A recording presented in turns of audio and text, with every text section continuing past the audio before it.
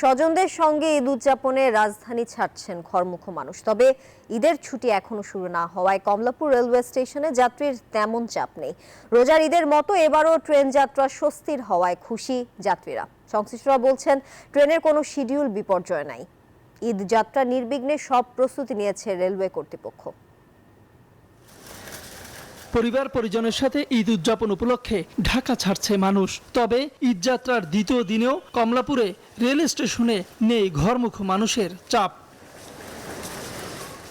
যাত্রীরা বলছেন টিকিট অনলাইনে পাওয়া যাওয়ায় এবার ভোগান্তি নেই। নিরাপত্তা ব্যবস্থা জোরদার থাকায় টিকিট ছাড়া কেউ স্টেশনে প্রবেশ করতে পারছেন না।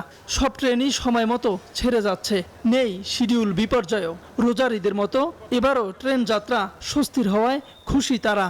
আশা করছি অনেক শান্তিপূর্ণভাবে আমরা ঈদ যাত্রাটা করতে পারবো।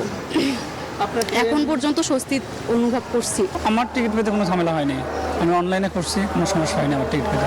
ভিতরে যখন প্রবেশ করেছি প্রত্যেকবার চেক করেছে কয়েকবার, এবং বাইরে কোনো যাত্রী নেই, অনেক স্বাচ্ছন্দ্যে যেতে পারবো এই আশা রাখছি। কমলাপুর রেলওয়ে স্টেশনের ম্যানেজার মোহাম্মদ সাজিদুল ইসলাম জানান, ঈদে ঘরমুখো মানুষের ভ্রমণ সুবিধার্থে 10টি বিশেষ ট্রেন চলছে। এছাড়া নিয়মিত আন্তনগর ট্রেনগুলো আগের মতোই চলছে।